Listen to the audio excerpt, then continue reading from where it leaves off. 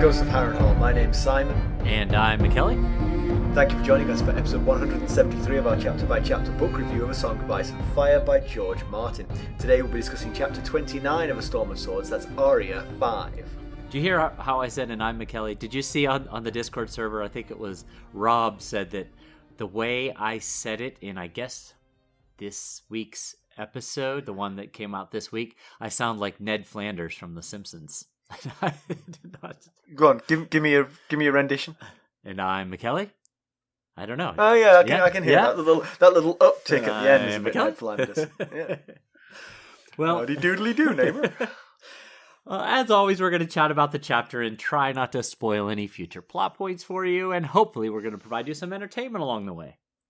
We'll summarise what happened, discuss our thoughts on it, provide some useful background, compare it to the television show, indulge in a little pedantry, and cover some relevant news and listener correspondence. Be sure to check out the show notes. They'll provide some additional information about the characters and geography of this chapter.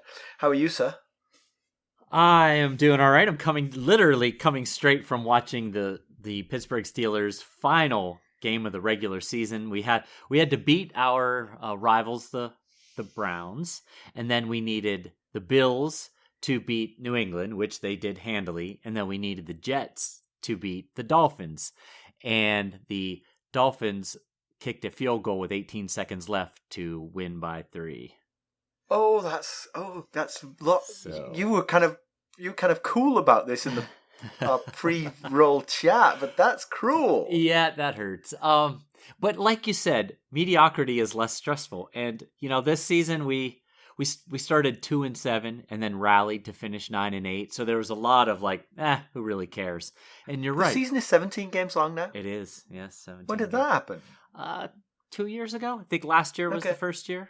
So I didn't even know that. But yeah, it is less stressful when you don't, when your heart and soul isn't tied into how some team that you have no control over fares.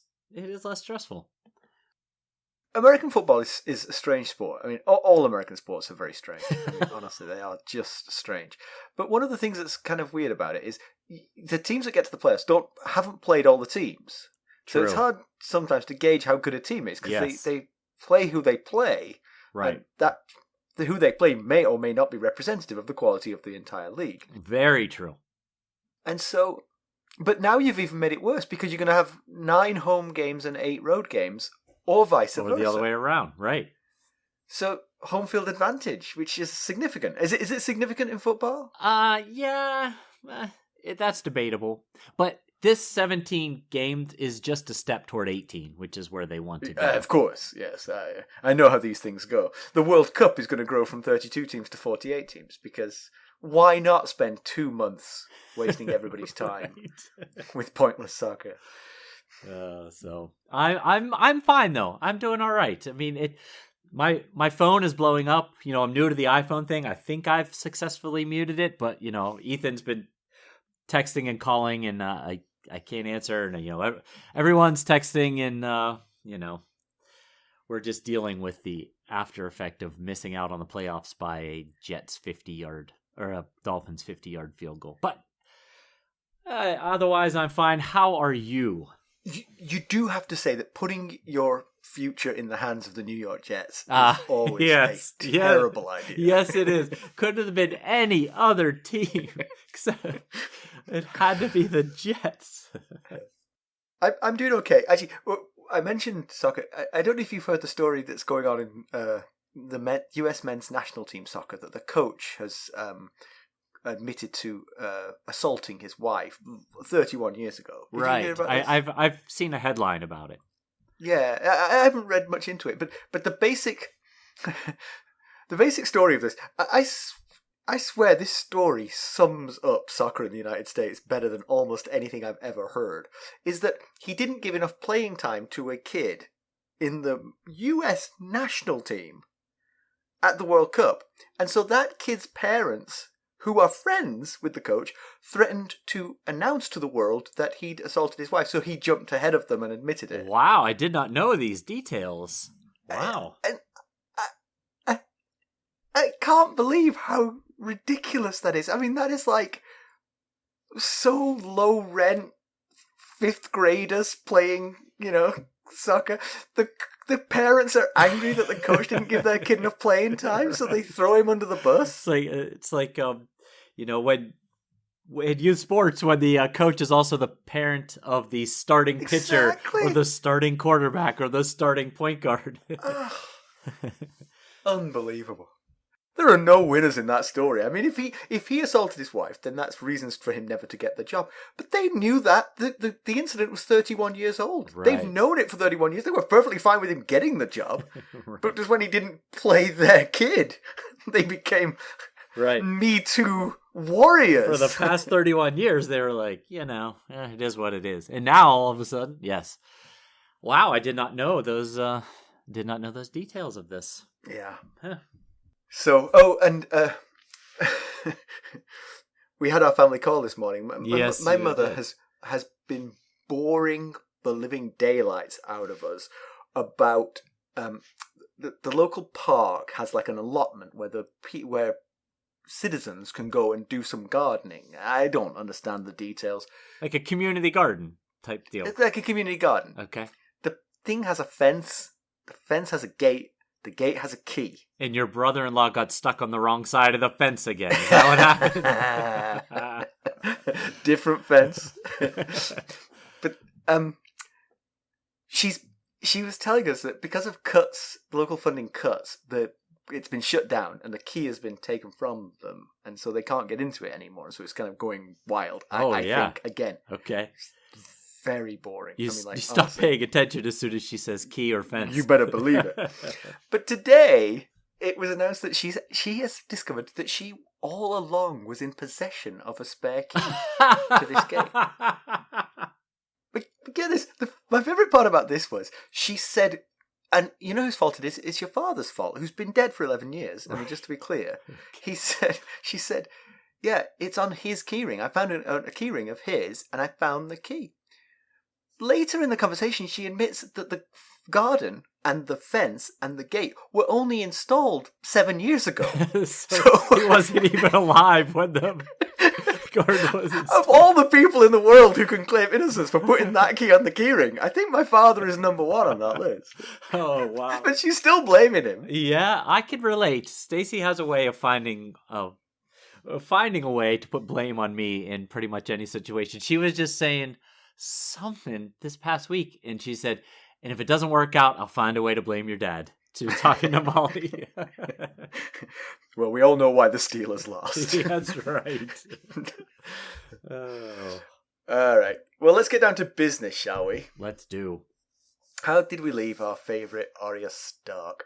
Well, the last few times, honestly, that we've seen Arya, has she been doing anything else in this book? She's been roaming around the Riverlands in search of Lord Beric, Dondarion, and Thoros of Myr. Along the way, she and her band of brothers of the Brotherhood Without Banners heard many rumours of Lord Beric's death, which the brothers quickly discounted as fake news. They also heard news of northmen harassing people in pursuit of the Kingslayer. Eventually, they ended up at Acorn Hall, where Lady Smallwood pointed them in a possible direction to find Beric and Thoros, and gave Arya a bath, or indeed two, and some new clothes. Mackelly, why don't we give the summary of this one? Okay. Well, guess what? Arya, Gendry, and their escorts. They found Lord Beric? They found the town of Stoney Sept. Well, that was probably there all along. It probably was, yes. Arya sees signs of war, both outside and inside the town gates, and Harwin tells Arya of a battle her father won in this town during another war many years before, where Robert Baratheon was nearly captured or killed while recuperating in the town. But Ned and Hoster Tully stormed the town and sent the Targaryen army fleeing. The fight came to be known as the Battle of the Bells. The gate captain opens the gate when he realizes who is approaching. He tells them that their food supply has been improving of late. The Huntsman has rounded up a stray flock of sheep, and they have crops that survived the war on the south side of the Blackwater. Of course, they've got their fair share of those who'd like to take what they've got, and on top of that, there's plenty of bands roaming the area looking for the Kingslayer. Seems the town huntsman is currently out himself looking for Jaime, and the captain imagines the man's dogs will have themselves the taste of lion blood before long. Lem suggests in no uncertain terms that that'd be a really bad idea if the huntsman lets his dogs eat Jaime. But it turns out there's history there, as when the Western Army came through the area, they raped the man's wife and sister and caused a lot of damage to the man's livestock and crops. As the group make their way through the streets, the town begins to come alive as residents emerge from hiding. When they reach the town square, they find a dozen iron cages hanging from posts. Inside the cages are men in various stages of death or dying. A chill goes through Arya when she discovers that they're northmen. Several are dead, some appear unconscious, but a few cry out for water.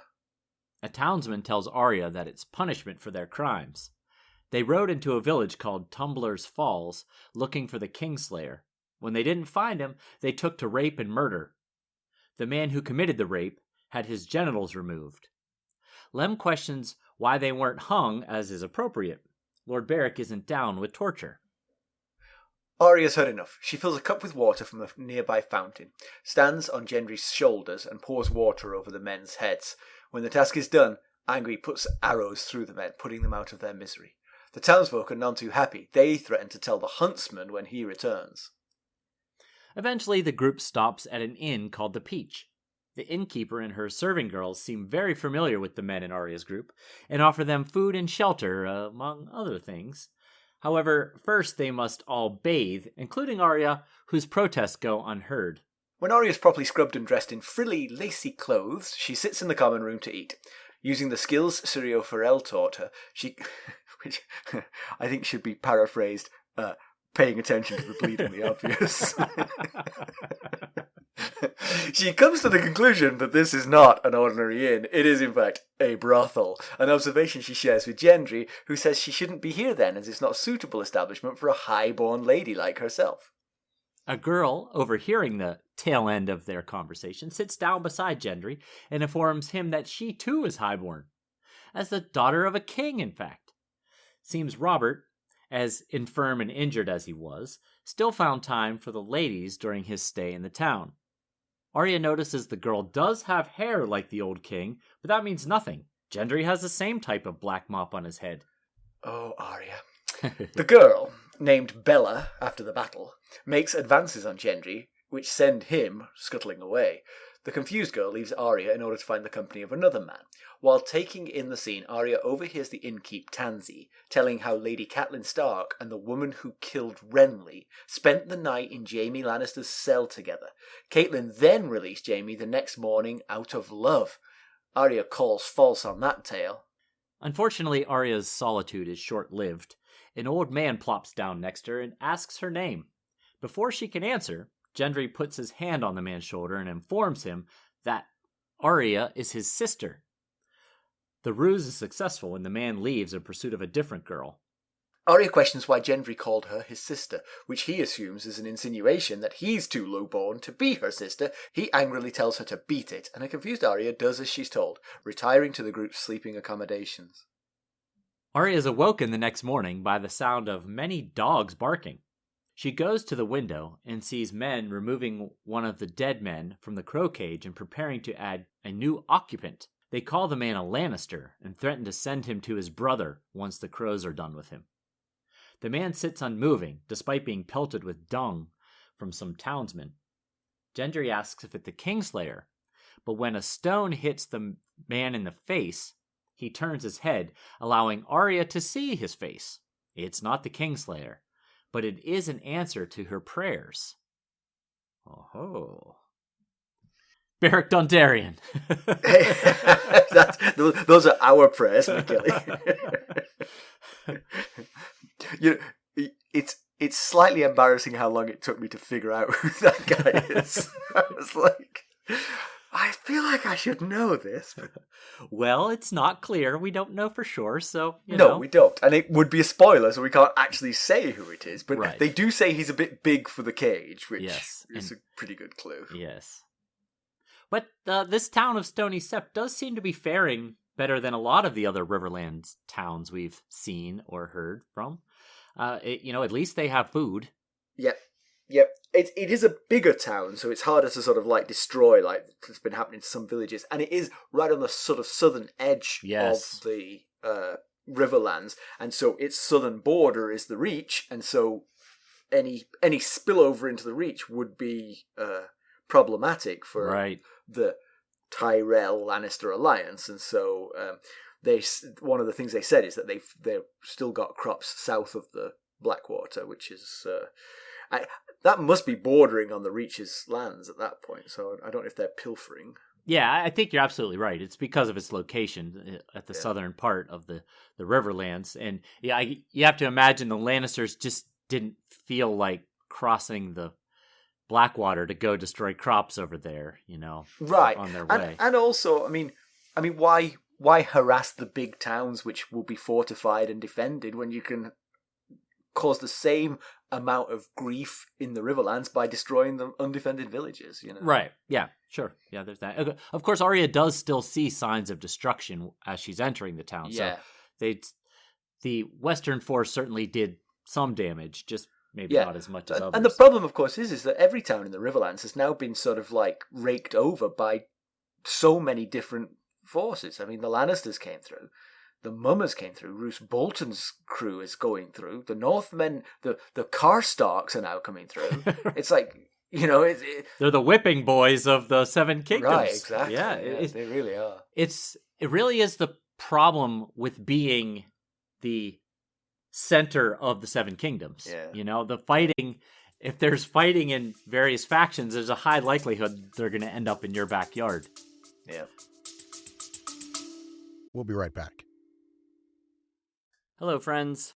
Are you ready to make some unforgettable memories? Well, if so, consider the Marriott Bonvoy program. Discover the perfect destination for your summer getaway and unlock exclusive deals on luxurious accommodations. With our affiliate partnership, you'll enjoy unbeatable savings and a seamless booking experience. Don't let summer slip away. Visit Marriott Bonvoy today and make this vacation season one for the books. Use our Ghosts of Harrenhal affiliate page to check it all out and buy Bonvoy points or give some as a gift. The link to our page is in the show notes. So the story of the Battle of the Bells involves a couple of details which you've flagged as important, but you have to expand on why they're important. So one of the people killed was Dennis Arryn, who they gave him a nickname. They said he was the Darling of the Vale. The Darling of the Vale, yes. Very much. And Hoster Tully was at the battle too, and was wounded in the battle, but not fatally or too grievously. Why are these important? Okay, so stick with me here. So Dennis Arryn was... Where am I going, Mackelly? That's true. You're a captive audience. Everyone else stick with me here. So Dennis Arryn was Jon Arryn's heir. Oh gosh, there's a lot of air going on here. Dennis Arryn was Jon Arryn's heir. Got it. At this point, because... If you should have said he was his heir in the Vale. Then Dennis Arryn had become his heir because Elbert Arryn, the previous heir to Jon, died alongside Brandon Stark in King's Landing when Brandon rode to demand to fight. Were they Jon Arryn's nephews? Roundabouts, yes. Okay, roundabout. They weren't his sons. No, they're not his sons. Right. So it left Dennis Arryn as Jon Arryn's last realistic heir after Elbert died. Gotcha. So Dennis dying here created a succession crisis for the Vale. Now here's where Hoster's presence plays a role. Seeing that Jon had lost his heir, Hoster used Jon's need for the Riverlands' aid in the war as a bargaining chip in negotiations for the betrothal with Lysa. And as Kat deduced, Lysa's previous pregnancy also proved that she was fertile. Another important detail in Jon choosing his next wife. So it created the position for Hoster Tully to successfully marry Lysa to Jon Arryn, and for Jon to feel the pressure and the need to marry someone like Lysa, who's so significantly younger than him, but also known to be fertile.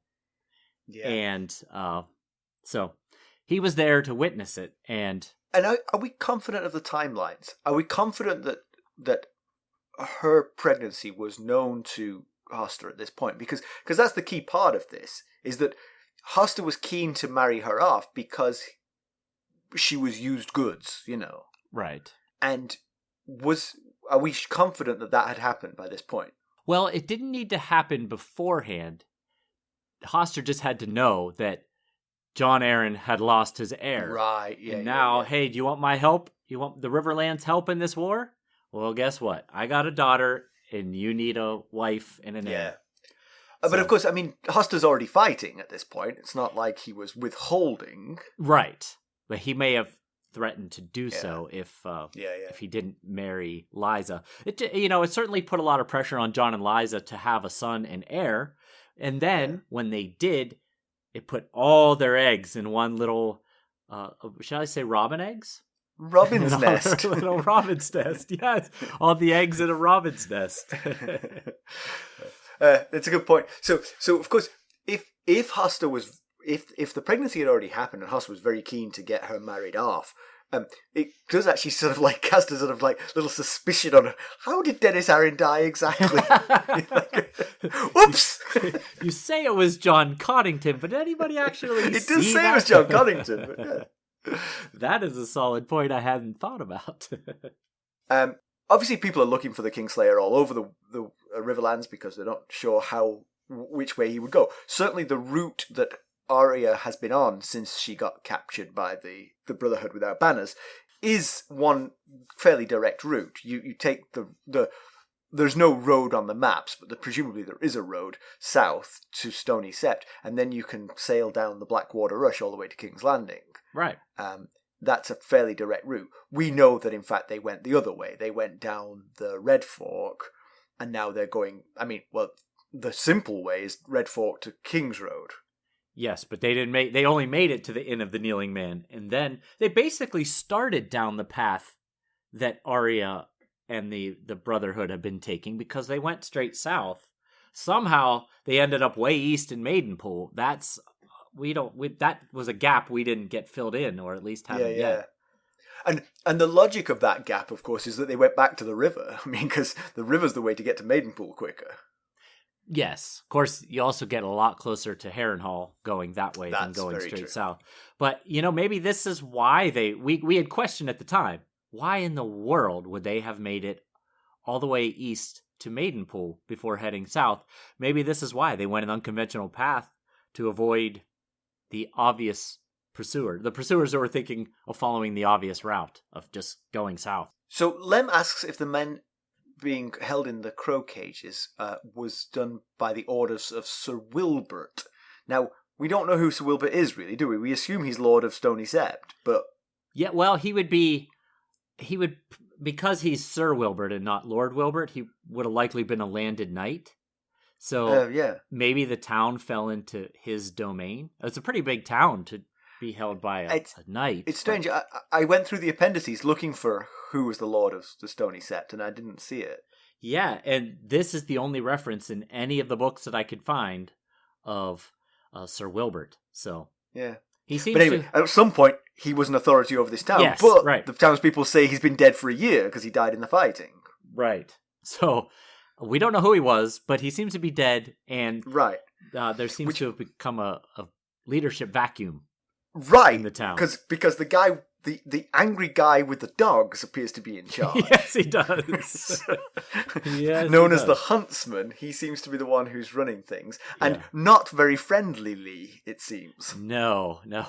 We'll get more to the Huntsman in a minute, but yeah, he doesn't seem to be a benevolent overlord here. Yes, and this is going to cause a bit of a problem with the Brotherhood Without Banners because Beric doesn't agree with the torturing of enemies, and it's pretty clear that putting them in cages until they're dead is torturing them. So sure seems like it.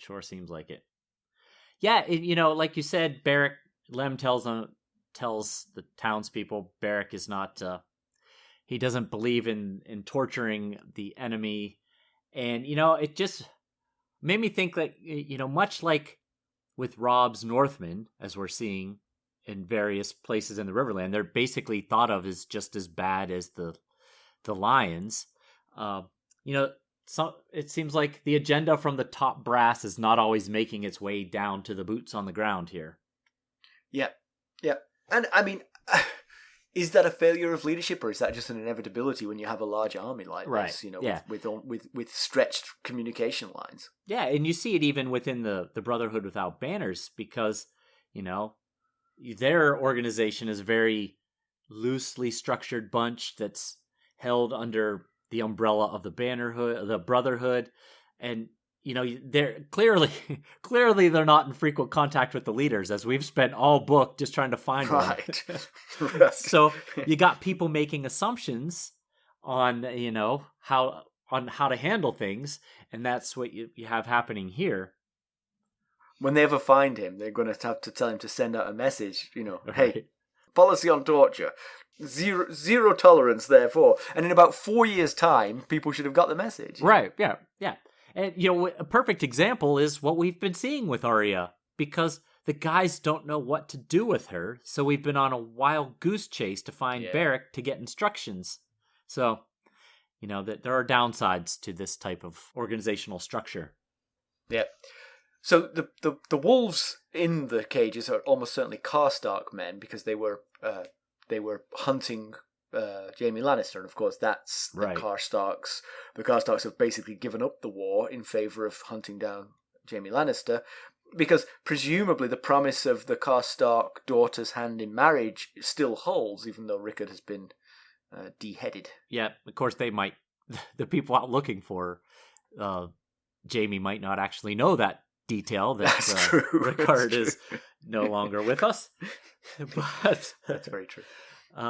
Yeah, it's almost certainly the Karstarks, these wolves here, and it's the huntsman that has made the call to put these men in crow cages, and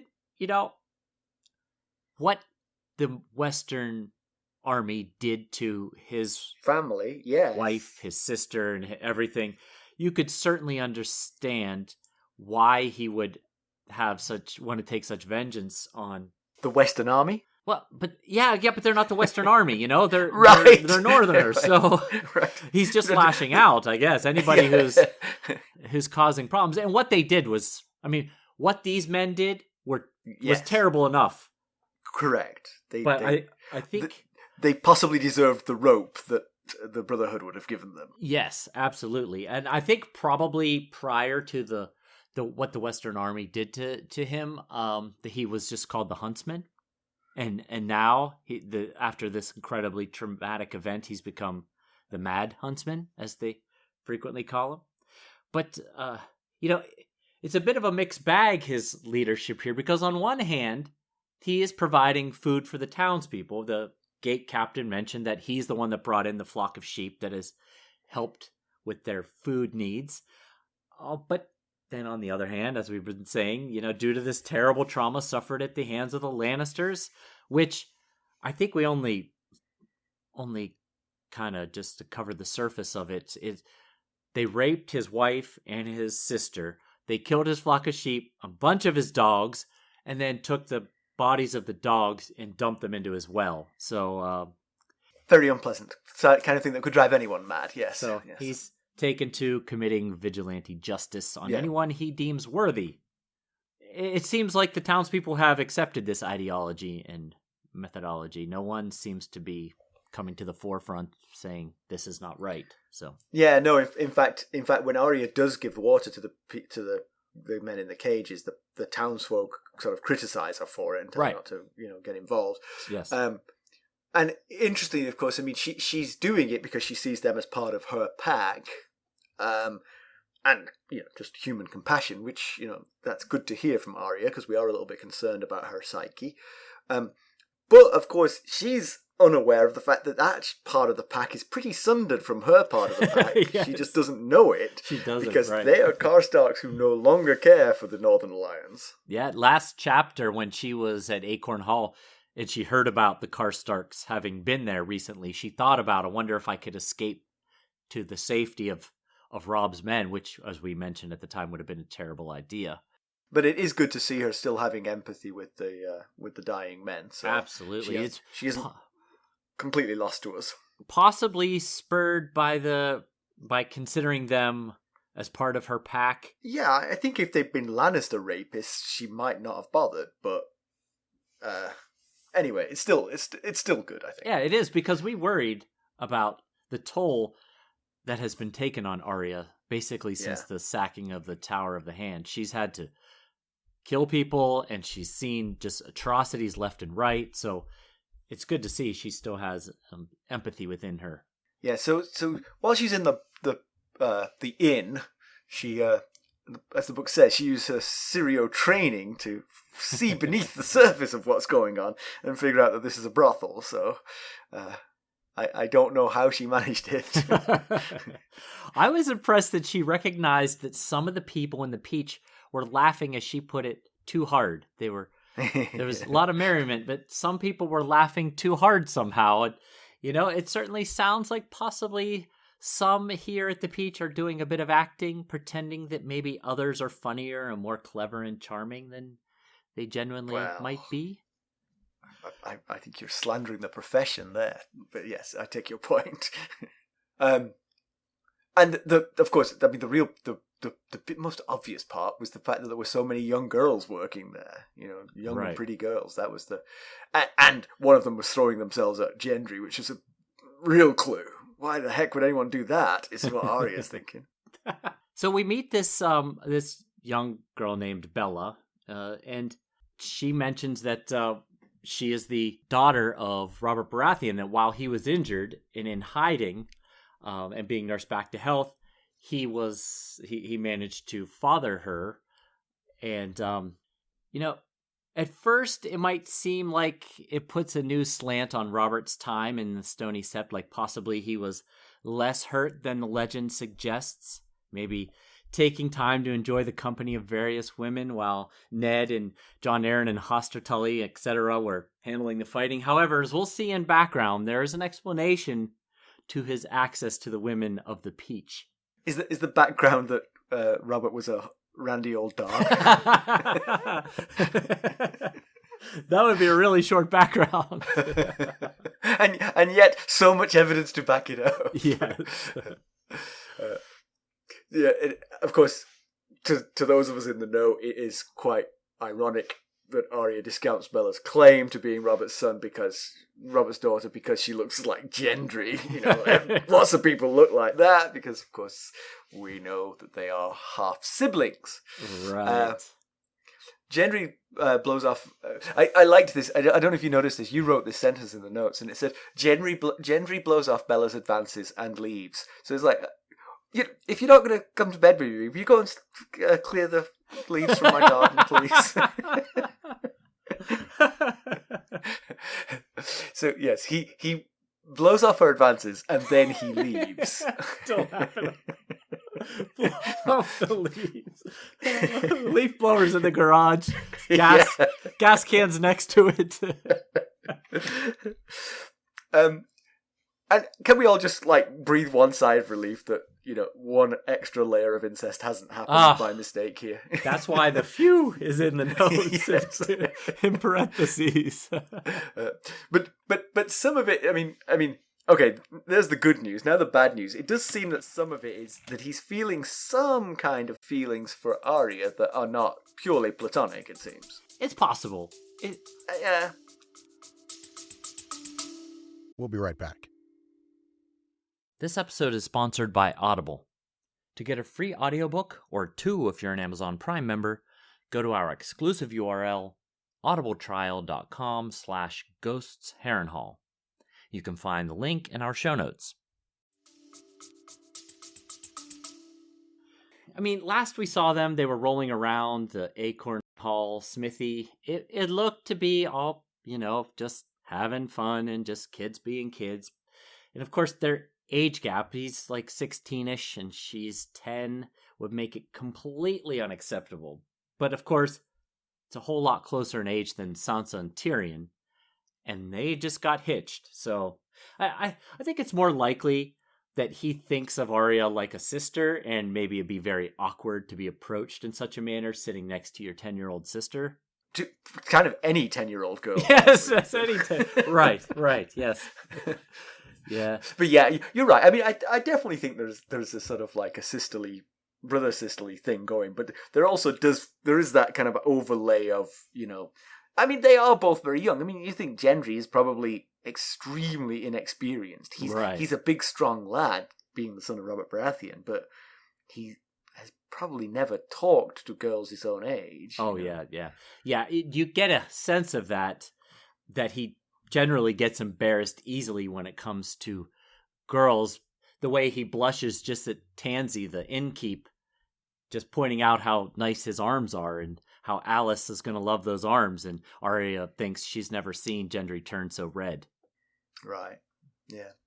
So later Gendry returns to run off a creepy old man who's chatting up Arya. Thankfully he gets there quickly enough that Arya probably doesn't even notice the nature of the conversation that was taking place. It hadn't moved on from the sort of introduction, but it was clearly heading in a creepy direction, so thank you, Gendry. Yes, good timing there.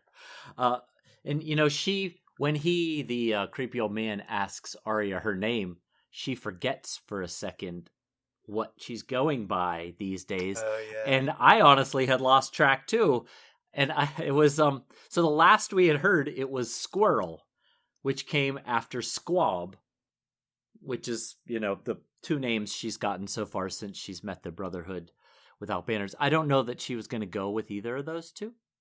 I don't know what she would have gone with had Gendry not gotten there in time to interrupt her. Your worst nightmare would be that. That would be a good one. And then that leads to an odd fight between Gendry and Arya because Gendry says, "I'm her brother," which, is a good way to get rid of a creepy old man, especially if you're built like Gendry. Right. But Arya just doesn't understand why he said that, because she doesn't understand the situation, I think. Right. But her not understanding it makes Gendry think that she's disowning him, like she wouldn't want him as a brother, and then that sort of like sets them off on a "you're too highborn for me" kind of thing. And, yes. Squabble. It's a good point you brought up there that Arya just didn't understand why he would have said that to this man, because she didn't understand what this man was sitting next to her to, with the goal of. And perhaps if she'd used her Syrio Forel training, she might have figured it out. Yes. But clearly he is sensitive about being lowborn after learning who Arya is, which again is more irony involving Gendry and his parentage, because he's about as highborn as one could get. Well, technically. Amongst bastards. Yes, right, yes. His father was as highborn as you could possibly get in the realm. We'll say. But the brother cover story might have the right of it, like we were talking just a few minutes ago. Yeah. It feels like I think he feels a little sister quality to her and is offended maybe that she questioned it rather than reciprocating or being grateful for it. Yeah. Definitely something. So one thing Arya, while she is sitting there at the in the common room at the beach, she wishes she had a map, because everyone's preoccupied. She thinks this could be a really good time for me to sneak out, but one, I'm not getting past the gate, and two, I don't even know where I am. So she wishes she had a map to see which direction Riverrun is in. But she'd likely be rather upset to see how far in the wrong direction they've gone. Yeah. They have gone an extraordinary distance. I was looking on the map myself. The map comes in very handy, Arya. You're correct. Because from the Inn of the Kneeling Man to Stoney Sept, it's almost as far as it is from Stoney Sept to King's Landing. Oh, yeah. It's not that different. Right. They have gone a huge distance. I mean, she's undone so much of her traipse north. Yeah. Yeah, especially from the Inn of the Kneeling Man, where this journey south, which is started. north of Riverrun. It's mostly east of Riverrun, but it is actually further north than Riverrun. So she got further north than Riverrun, and now she's back down practically in the Reach. Right. Yeah, boy, she would probably be pretty upset if she had learned. Yeah. But I will say, at least the group is taking good care of the kids, as good as a group of roving men can. They do seem to care for the kids, They do. Yes, they do. So Tansy, the innkeeper, tells Lemon Harwin about Jaime's escape. And this rumour has obviously gone through the countryside like wildfire. Right, but, I mean, everyone's got the basics of it, and in fact, Tansy has some very accurate details. It's similar to Ravella Smallwood's version, but Tansy also knows that Kat and Brienne were together with Jaime for quite a while before the release, which is... That is a surprising detail. Right. For someone, in the Stoney Sept to have picked up. And actually, it doesn't... Now you've said that, it doesn't really ring true. What should happen with this story is you should get the most accurate, most detailed information the soonest and the closest to the source. Sure. And then as you go further away, you should get more and more vagueness and made up stuff. Right. Telephone game style. Exactly. So now we're hundreds of miles south of Riverrun. It should be gibberish by now. Right. Yeah, and we didn't get to hear his response, but Harwin was one of the men that Tansy was telling this story to, and he grew up in Winterfell, so he should know that the story doesn't fit with Kat's behavior.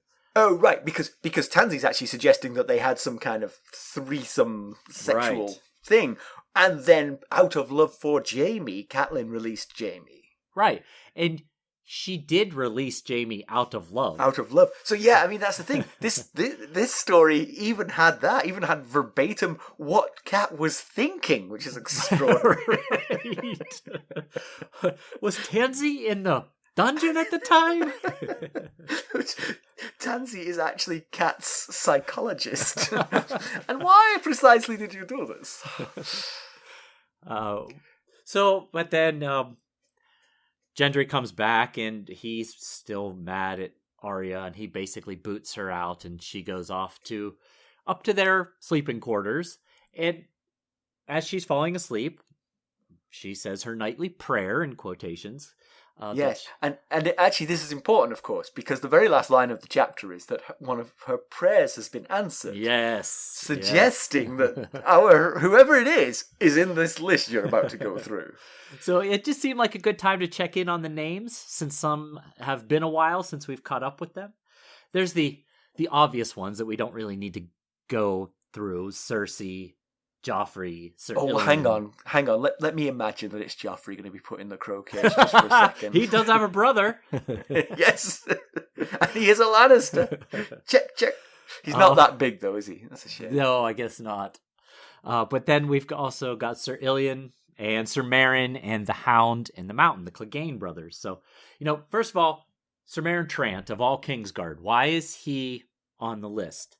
He's on the list because he was sent to retrieve her from the Tower of the Hand and stopped by Syrio Forel and likely killed Syrio Forel. That got him on the list. Yeah. And do we know Sir Meryn's still in one piece, right? He is, yes. It was Mandon Moore that was... Mandon Moore and Preston Greenfield. Both have died. Which one took Tommen to... That was Boris Blunt. That it took was him to Blunt, Rosby. that's right. Yes. Yes. Ares Oakheart took Marcella to Dorne. That's right, yeah. So, the Clegane brothers are on the list. The Hound was rebuffed by Sansa when he was running away from the Battle of the Blackwater and apparently headed north.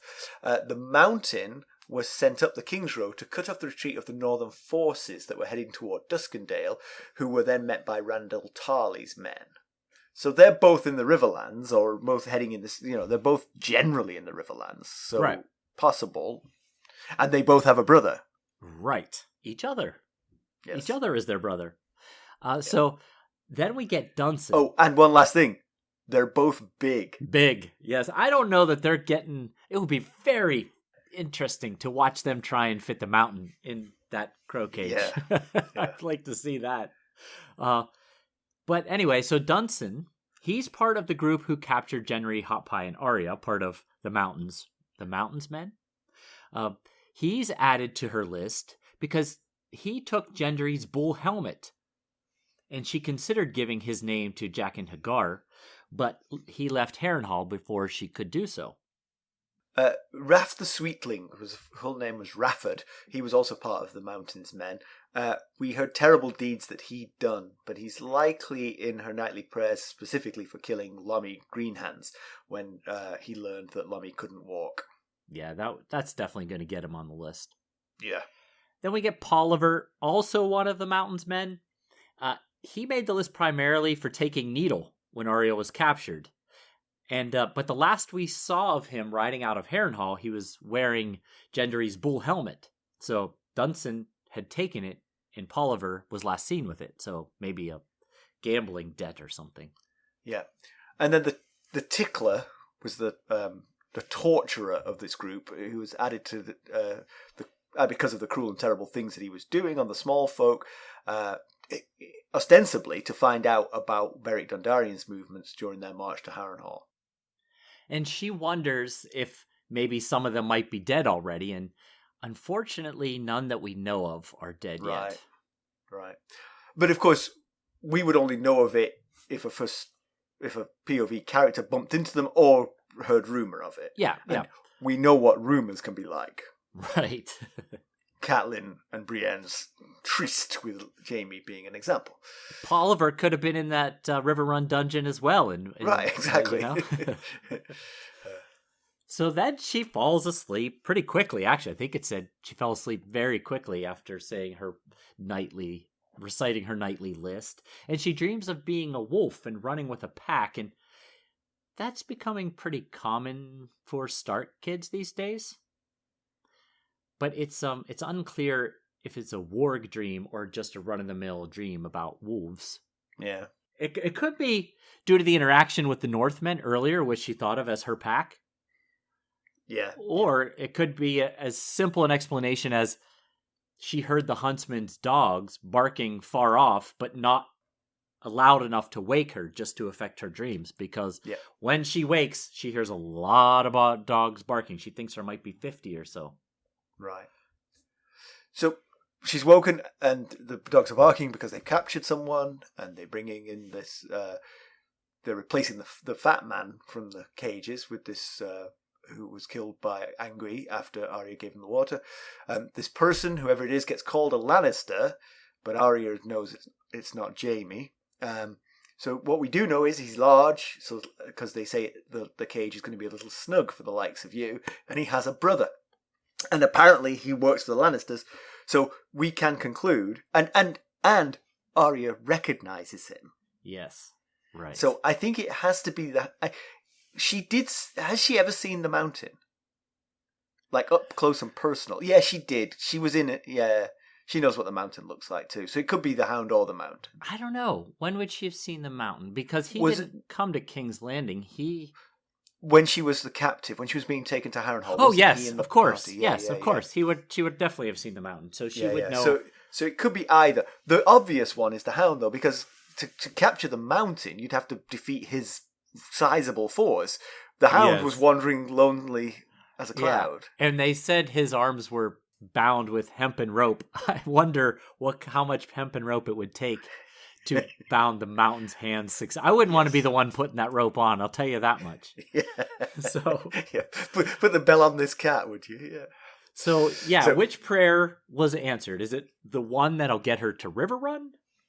Or well, that's interesting. Or possibly the nightly prayer, which is the one we are assuming that it is.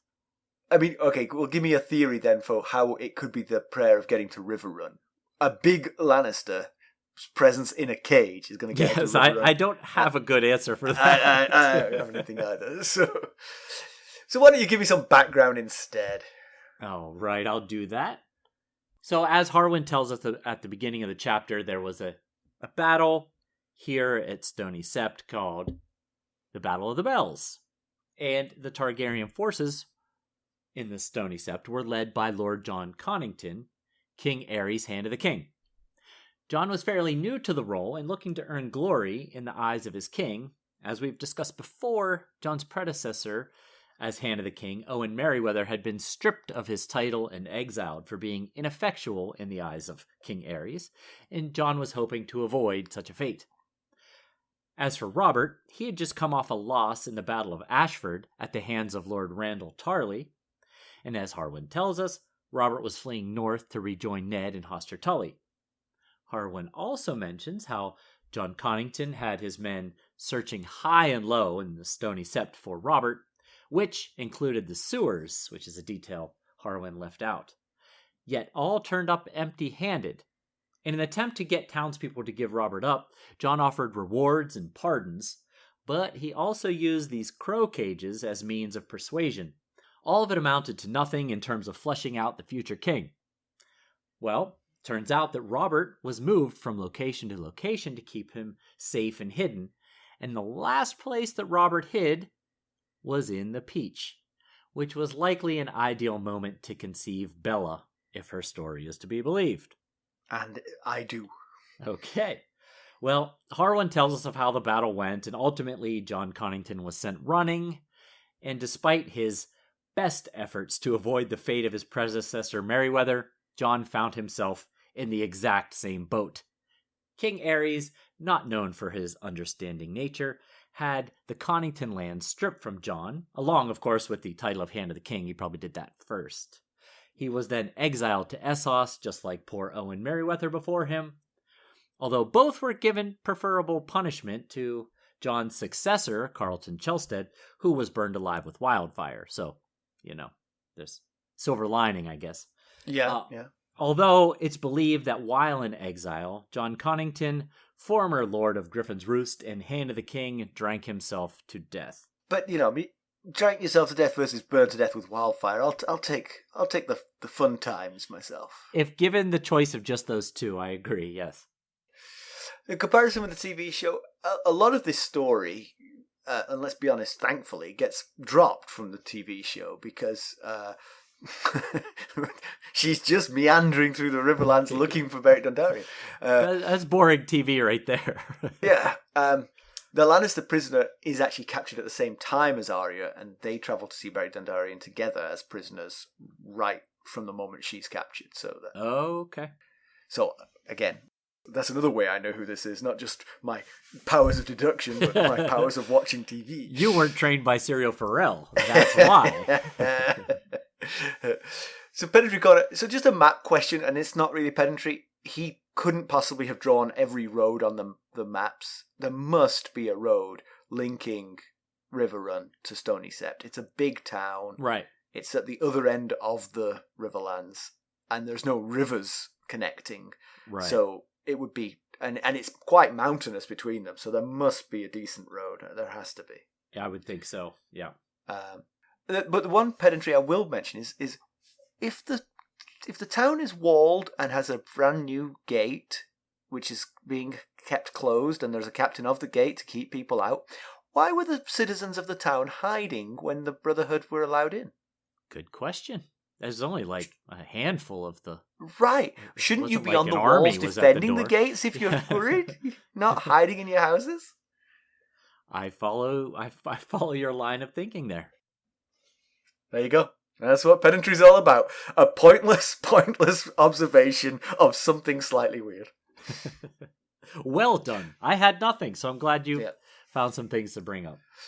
I will say, it was only as you read out the summary that I ran down here to write it in. Yeah. Give me some news and notes. Well, we've got some news. There's new info about Miguel Sapochnik's departure from House of the Dragon. We mentioned on our show back in September that Sapochnik left his role as co-showrunner alongside Ryan Condal, while still maintaining an executive producer title. HBO also announced at the time that Sapochnik has a first-look deal with them to develop future projects, so all seemed cordial and friendly between all parties. So not forced to drink wildfire then. Okay, good. Right, exactly. However, it's being reported by Michael Bellani of the news outlet Puck that the separation was the result of HBO refusing to allow Sapochnik's wife, actress Alexis Rabin, to continue on as producer of the show, citing her lack of experience. Aside from her role in the producer's room, Rabin also played the on-screen character Talia, who was a spy for the spy master, or spy mistress, I guess, Missaria. So possibly stripped of lands and titles and exiled to Essos. Yes, that could have been what happened, yes. So we've added a new perk to the Knight of the Realm Buy Me a Coffee Sustainer tier. we want to get to know our Knights of the Realm better, so you'll be invited to 2 video chats of the year. Come and have a chat with us. We're very friendly. Yes, we're very much looking forward to meeting and chatting with you all. Yeah. And we got a review? We did get a review, yes. It's from... Do you want to read it? No, you can have it. Okay. I often take the reviews, and I feel greedy taking the reviews. You do the work, I read the celebration emails. Not true. We both do the work. So this is from Podcastapalooza, which is a good name. Good name, yeah. From Apple Podcasts. And the subject is Best A Song of Ice and Fire podcast ever, which is good enough for me. I'm not sure we need to go on. I can only blunder my way through this and make it worse. just randomly replace any prepositions with other prepositions. Yeah, you should have heard me trying to go through that news earlier. That was not going to make it to an outtake. That was too long and painful. Wasn't funny. No. So anyway, here goes this review from Podcastapalooza. I went looking for more about the A Song of Ice and Fire world after starting House of the Dragon. I tried a few podcasts with tons of ratings, but couldn't get into them. I tried this one as a last chance before giving up, and I'm so glad I did. The guys are fun, easy to listen to, and put together such a great show. I love their format with the segments, and it's obvious that considerable time and energy goes into every episode. Plus, I like hearing their stories and listening to them chat about things in their lives. I'm tearing through episodes right now, but I'm here to stay even when I'm caught up. Thank you for what you do, Mackelly and Simon. Well, thank you, Podcastapalooza. That's awesome. Thank you very much. Thank you. Put a smile on my face, and yes, thank you so very much. All right, let's conclude. So not a lot's happening still for Arya, but one of her prayers has been answered. So this could, if it is the Mountain or the Hound, this could be the beginning of something different for her. Yeah, this is her 5th POV, so she's had the most POVs, I believe, in this story, with the least amount of progress to the plot of her storyline. Yeah, I mean, we had interesting background, like on her father and, various other, Winterfell and things like that. But yeah, she herself has been going backwards. I mean, literally. Right. She's going to end up back at King's Landing before exactly. I mean, if she falls in the river, she'll be swept up at King's Landing. Yeah. So, we've given our takes, our thoughts on who this new prisoner is. And if it's someone on her prayer list, is the prayer answered by watching this person die? Oh, I don't think anyone's on her prayer list for right. want to have a chat with. So I guess it could be someone that's not necessarily from this prayer list. Like we said, it could have been, another one of her prayers is to get back to her family. So could be someone to help her do that. And still no luck in tracking down Beric Dondarion. I do appreciate the TV show just simply put them together and said, now let's take them to Beric. The whole thing took less than an episode. So you're saying this could have been done in one chapter? That's all I'm saying, yeah. Yeah, at this point, it might have just been worth taking Arya to Riverrun themselves and just collecting some reward and being on their way. Right. I mean, think about it. I mean, like, you're investing multiple man time. There's multiple men guarding her, and they're traipsing hundreds of miles south to traipse hundreds of miles north again to get a slightly better reward than they would have done if they'd just done it themselves. Right. It's not worth it. Yes. It's certainly not productive to the cause by roaming around just looking for some leader to say, what should we do with her? We were about a few miles away from Riverrun. Right. Now we're halfway across the realm. Now what do you want us to do with her? Yeah. So. Yeah, and the chances of her getting killed or something or lost to them grow all the time as well because the Riverlands are pretty lawless. Right. Yes. It's very dangerous what they're doing. Where are we headed next week, Mackelly? Next week we're going north of the Wall to catch up with Jon, and I'll just say this: the Wall defends itself. Okay. All right. That is a saying, and it holds very true next week, and you'll find out why if you join us. I wonder if Geo Mormont knew that. That's why he took the whole Night's Watch north of it. It can handle itself in a fight. There's 3 ways that you could help us. You could leave us a positive review. No better way to spread the word. You can buy some merchandise at ghostsofharrenhal.threadless.com, or you can buy us a cup of Arbor Gold at buymeacoffee.com/ghostsharrenhal. Become a sustainer at the Lord Paramount or Knight of the Realm level, and you get to have a video chat with these handsome dudes. That's right. You might prefer it just to be audio chat, but you know. And of course, you can reach us at ghost.harrenhal@gmail.com. You can go out and follow us on Twitter at @ghostharrenhal. We're on Facebook, Instagram, Discord, and YouTube. Thanks for listening. Thanks. Bye. Bye.